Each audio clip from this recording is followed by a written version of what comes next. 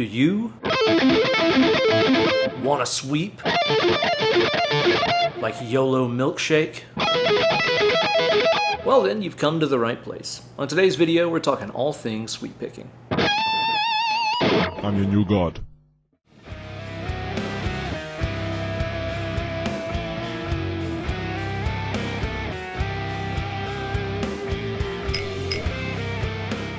Well, hey there kids, it's your old pal Uncle Ben, and on today's installment of FAQ You, I'm going to be A-ing the F out of a whole bunch of Qs that were posed by my loyal and lovely Patreon community over at patreon.com/BenEllerGuitars. You see, about 2 weeks ago, I went on there and I asked a question. I said, what would you guys like to see in an FAQ that's all about sweep picking? What have you always wanted to know about sweeping but were too afraid to ask? And on today's video, we're going to explore all of their wonderful questions that they had to pose over there. In this video, we're going to be exposing a whole bunch of guitar shred Illuminati secrets, but if you want the whole picture, I recommend joining up today over at patreon.com/BenEllerGuitars, because you're going to get the ultra extended cut of this video with even more questions answered, tips, tricks, and so much more. You can get in the door for even as little as $1 a month, which makes it the most cost-effective cult that there is on Earth. I guarantee. Sign up today. It's going to get you access to that extended and ad-free cut of this video, as well as hundreds of exclusive posts, backing tracks, bonus lessons, and so much more. So don't delay. Sign up today. Patreon.com/BenEllerGuitars. I'll see you there. Gear-wise for this video, I'm going to be using my newest addition to my stockpile of weapons of musical destruction. This is a brand new Ernie Ball Music Man JP15 in that gorgeous green tiger eye quilt. As soon as I saw these things unleashed upon the world, I hit up my friends over at Sweetwater and told them I had to have me one. And of course, that's also the best place that you can get a stunning ride like this one, because with their guitar gallery program, you can go on there and pick out exactly which model you want, so you know it's showing up on your doorstep. I chose this bad Larry because it's got that beautiful, kind of irregular quilt pattern on it that I just love. And the neck, oh my God, call the fire department. Look at that thing. That thing is flamed out. Hit up your friends over at Sweetwater. Tell them your good buddy Uncle Ben sent you. I figure I might as well complete the package and be a total Petrucci simp, so I'm playing through his stock presets that are available on the Fractal Audio Axe FX 3. During the course of this video, I'm also going to try to grow a beard. Now let's take a look at those questions and get into it.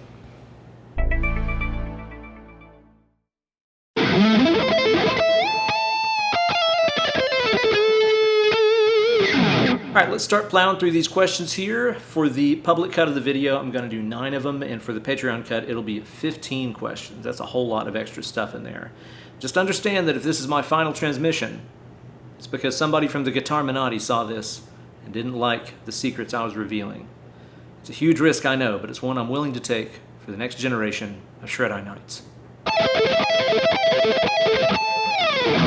Okay, first question that we have here is about the use of finger rolls and how to do them. One thing you got to understand about sweep picking is it's got more rolls than a dang old bakery.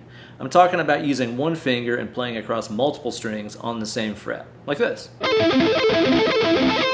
So for that A minor shape, I've got my first finger playing the G, B, and high E strings on fret number 5. And what we're shooting for here is individual sounding notes. We don't want it to sound like a chord where all the notes bleed together. By definition, an arpeggio is a chord being played one note at a time, so you want those notes to remain very separated from each other. There's 2 main ways to do it. There's the traditional way, which is what I usually do, and the more newfangled way, which is what you see guys like Jason Richardson do. Now, the way that I approach these is with a finger roll.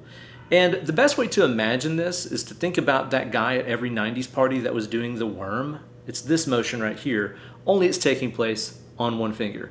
Your fingertip has 3 different fretting surfaces. It has the fingertip, it has the fingerprint, and then the area right inside of the first knuckle. Now, whenever I go through an A minor sweep, like the one I played right there, I'm going from the fingertip on the G, and then I'm flexing into the fingerprint on the B, and then the knuckle is grabbing the high E. Let me give you a more down the barrel shot of that.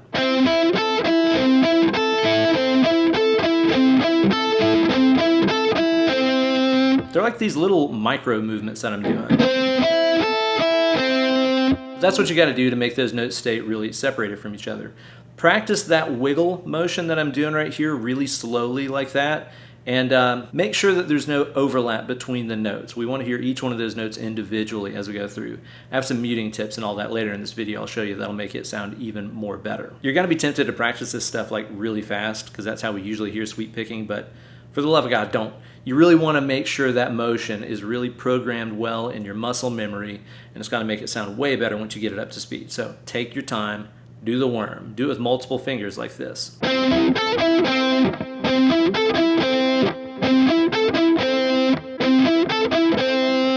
It's really tough, but unfortunately that's just something that you kind of have to do for a lot of different sweep picking shapes. The other approach is the Jason Richardson move, which I'm not really all that comfortable with, and if you want a better lesson on it, check out his videos here on YouTube. He's an incredible player, a much better sweeper than me, so definitely take his advice. What Jason does to solve the problem is avoid it entirely. He would do that sweep like this. It's really easy to keep those notes from bleeding together when a different finger is playing each note. I didn't learn this way, so it's still pretty foreign to me, but I think there's something awesome going on right there. You gotta do a little finger gymnastics. Notice my fingers kind of playing leapfrog with each other there.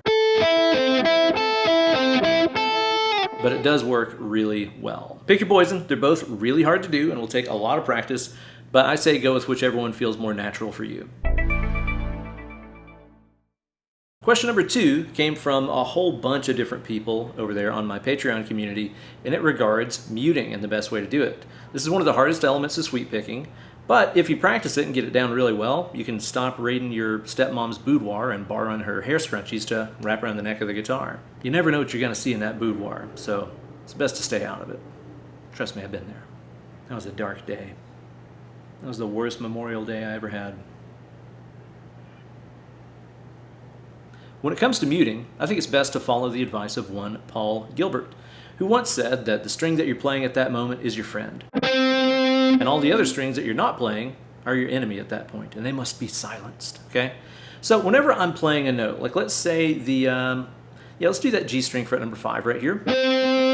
All of the strings that are above it, I'm talking physically above, not pitch-wise above, so the E, A, and D strings are all going to be being palm muted back here by my picking hand. I've got the palm just resting on those strings like I was doing some chugging, only it's just a little bit more forward. That way the stopping power is better and they won't ring out at all. A great way to check if you're doing this right is to play that note on the G string and then freeze frame with your picking hand over here. Don't move a muscle. Using your free fretting hand, pluck the E, A, and D and see if they sound muted, and the G still sounds clear like that. That's what you want. You want all the over strings to be muted by the picking hand. Now for the under strings, the B and E in this case, those are going to get muted by the underside, typically of the first finger on the fretting hand. So as I play this note, you'll notice that I'm not really playing it on the finger tip. I'm not really arching up like my old enemy Mel Bay told me to do back in the day. That's fine if you're playing chords. But in this case, we don't really want that. We want to play a little bit lower on the fingertip. That way the underside of our finger is choking out the B and high E strings. So whenever I'm in the proper kind of muting position here, where I'm using my picking hand for the over and my fretting hand for the under, I could basically go through all 6 strings and only hear one of them. Muted, muted, muted, active, muted, muted. That's what you want this to sound like as you go through sweeps. It's kind of a lot to stay on top of. And as you're going through the strings, it's important to notice that right hand muting is going to be sliding down and covering the strings as you go. This is a technique I called progressive palm muting. A million years ago, back on the This Is Why You Suck at Guitar, Your Sweep Picking Sucks video. Might have even been the first video of mine that you saw. Crazy, that was a long time ago. Recorded that with an iPad sitting on a chair. Those were the days. So like if I'm playing this A minor sweep, you can see that right hand is just trailing down to mute the strings as I ascend the arpeggio, and then it's uncovering the strings as I descend. It's kind of like starting a lawnmower in slow motion. It's that kind of vibe. And don't be afraid to really get some skin on those strings. Muting is absolutely paramount to making the stuff sound clean. Watch close-ups of like David Davidson of Revocation, or like Jeff Loomis doing sweeps up close. And you'll see that right hand, I mean, beating the strings up like this. I bet they got calluses on the inside of their hand like crazy, because they really do dig into those strings to keep them quiet. So get some good solid contact, work on your over and under. You're going to be a mutant pro in no time. A teenage muting ninja teenager, if you will. Question number 3 regards pick angling, because I got questions from a lot of people wondering why they were so much better at ascending through a sweep than descending. Apparently this is something that a lot of people struggle with, and I think it all has to do with pick angle, specifically something I call paintbrushing the pick. Here's what I'm talking about.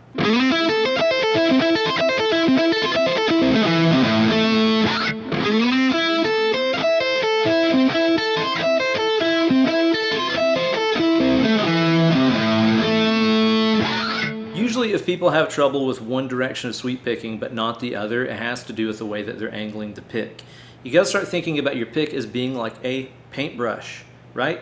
If I'm going down the wall with a paintbrush, I'm naturally gonna angle the brush like this. Makes it go down the wall more smoothlier, like that right there. But if I try to go up the wall with that angle, that's a recipe for some bent bristles and a sloppy paint job. You gotta turn the brush the other way if you're going up the wall, right? It just works better that way, it's physics. And our pick is no different here. If I have the pick angled so the tip is slightly going towards the ceiling, it's gonna make the ascending part of an arpeggio a lot easier. It just glides over the strings. Now if I tried to descend that way, not so much. It really gets hung up in the strings, there's a lot of tension there. I'd wanna turn it the other way so the tip is pointing towards the floor if I'm descending through an arpeggio. I'll try to do this really exaggerated so you can see what I mean.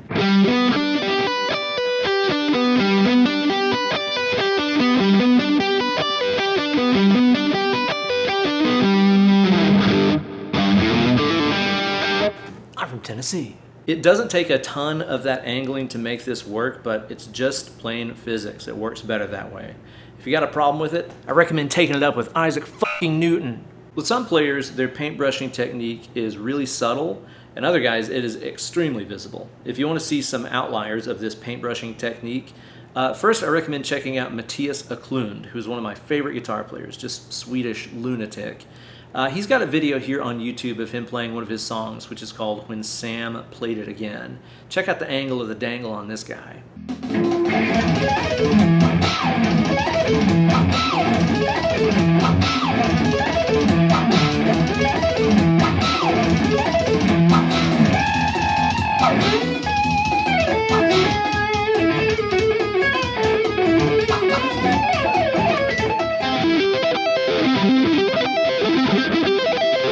I don't know how he does it. His pick grip is really crazy. I can't really do it well.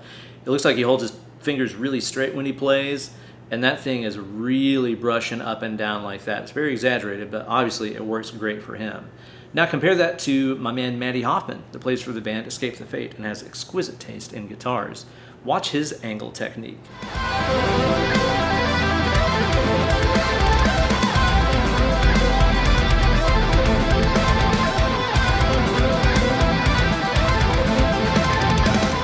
That feller's got a nice angle to his dangle, you know what I'm saying?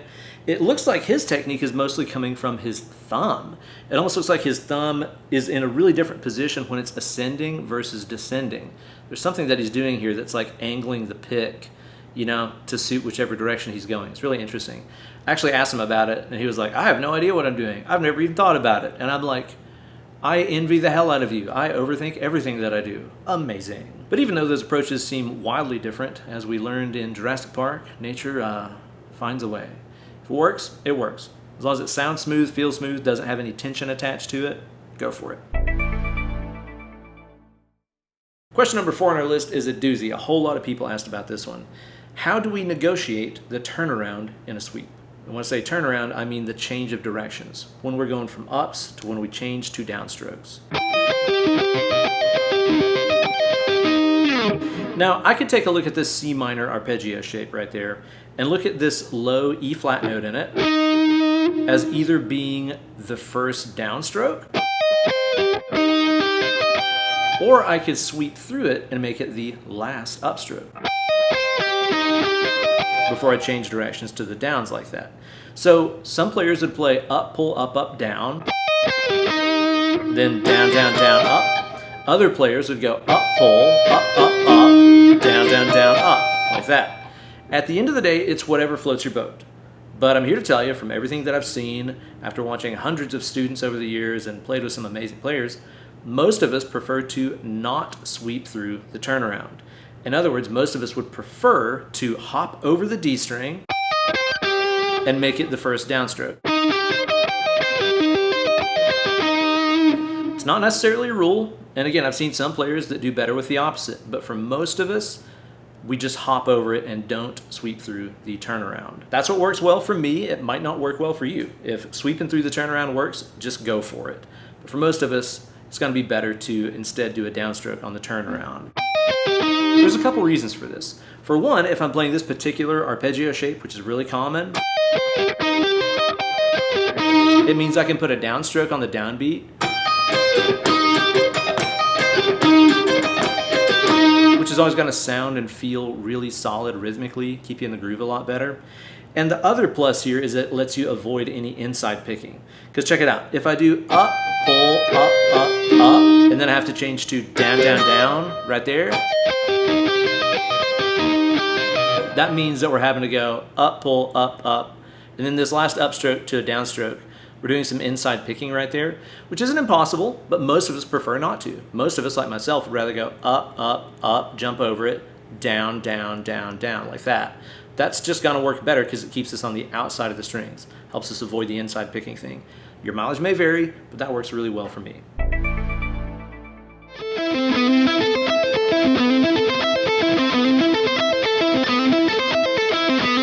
Question number 5, is it good to practice sweep picking with rest strokes? I say yes, especially when you're new to the technique and trying to get your groove on, like Stella did. When I say rest stroke, I mean taking the pick and pushing it through the string you're on and letting it sit on top of the next string, just kind of in waiting until it's time to push it through and do the next note. Looks something like this.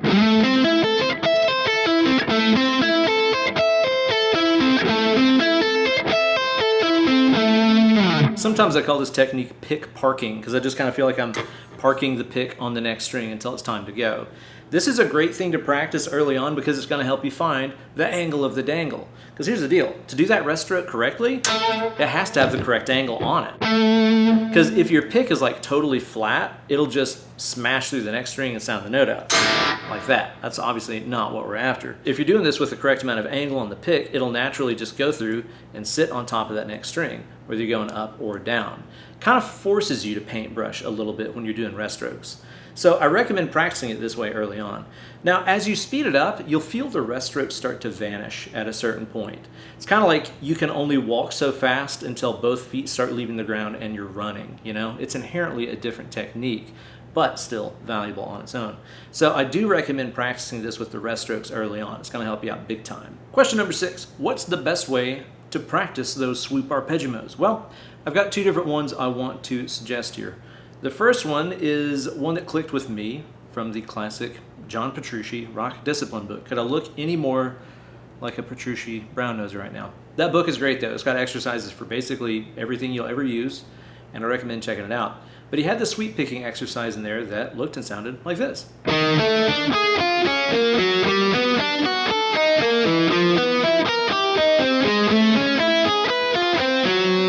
Which King Crimson song is that? All you're doing is going 1, 2, 3, 4, fret-wise and finger-wise. 1, 2, 3, 4. And then inverting that. 1, 2, 3, 4. Picking-wise, you got down, down, down, down. Then up, up, up, up. Really great to help you with that switching of the angles there. Then take it up a fret. 4, 3, 2, 1, 4, 3, 2, 1. Go up a fret, back to 1, 2, 3, 4, 1, 2, 3, 4. And so on.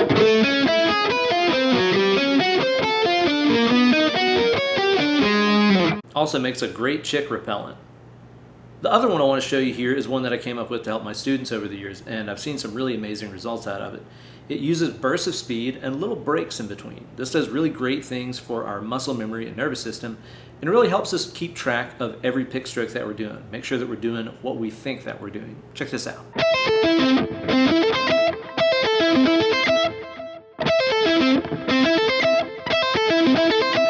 And this case, I'm using my A minor arpeggio here, and I sweep down, sweep up, and then go down to up. Now, as you go through this, you're going to have some little pauses, right?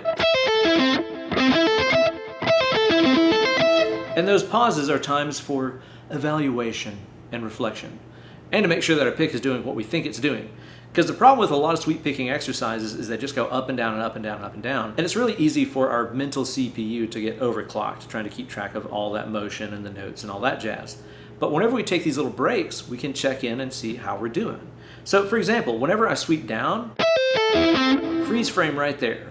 I want you to really think about and look down at your pick and go, did I end that with a downstroke like I'm supposed to?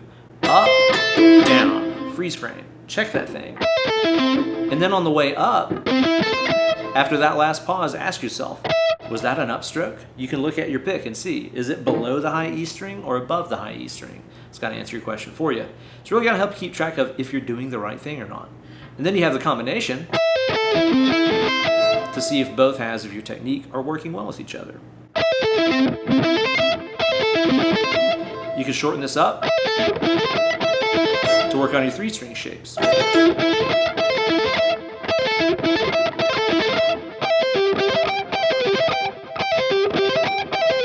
That one really works great, so be sure to practice that a bunch. You're going to see results in no time. Question number 7 regards single note danglers. Now here's what I mean. A lot of our shapes we've been doing so far in this video have had like a hammer-on or a pull-off on the top string, right? But what if we had a shape where there was only one note on the high string? And we needed to do that faster than a cheetah and a speedboat. It gets pretty difficult because your pick has got to change directions really fast, you know? But there's another way around it, and I like to do it this way. This is kind of the Marshall Harrison swybrid picking method, where we use a combination of sweep picking and hybrid picking to negotiate that one annoying single note on top. My good buddy Andy Wood does this excellently. Check out his playing on Caught Between a Truth and a Lie. It's got this arpeggio thing at the start of it where he uses this kind of swybrid approach. Works great. Here's how it's going to work.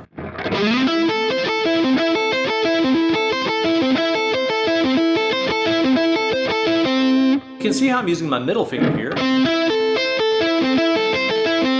grab that one note on the high E string. That means my pick never has to really change directions that much. I go through the B string with downstrokes. I grab the single note with my middle finger on the high E, and then my pick is free to just reverse. So it never has to clear over the high E string at all. It just goes through, hybrid, and then goes back the other direction the way it came. I love this approach. I've used it for years, especially when it's like a sequenced arpeggio thing like this. As I played through that,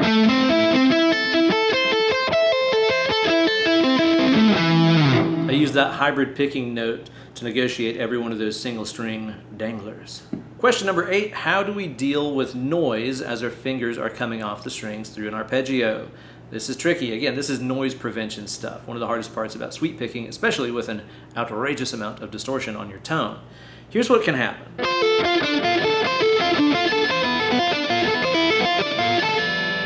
All that open string crap ringing out where our fingers just come off and it sounds out the note, right? Especially with the compression that's added with distortion naturally, that can be a huge problem. But there is a solution, and it's one that I picked up from the amazing book Pumping Nylon by classical guitar master Scott Tennant. Scott is one of the guitar players in the amazing LA Guitar Quartet. Absolutely mind-blowing stuff. Be sure to check them out. And in this book, he described left-hand technique in a way I hadn't really thought about before, and it really stuck with me. Here's kind of how he described it. Whenever we fret a note, our finger is contracting. It's full of energy. And the problem is whenever a lot of us come off of a note, it's like we're trying to get away from it as fast as possible. We create motion going in like this when we fret, and we create motion going out like this when it's time to let go of the note. But instead of thinking of it as this on or off kind of principle, think about your fingers as being either full or empty of energy. Check this out. Play that 5th fret G, fill your finger with energy. Now when it's time to let this note go, don't come off of it. Think about emptying your finger. So it's full, and now empty it. You see what just happened? Your finger naturally dampened the string out with that meat resting on the rope. To put this into a context that's really easy to understand, I want you to make a fist like this. Clench it up really tight. Now what I want you to do is to just release the tension. Notice how you're still making a fist. You didn't go, rah, to quit making a fist. You just unclenched. It's that kind of motion that we're looking for here with our fretting. We're clenching, and then we're not blowing it up, we're just relaxing. Clenching, relaxing. Whenever you do that, you create this little tiny pocket of air in between notes.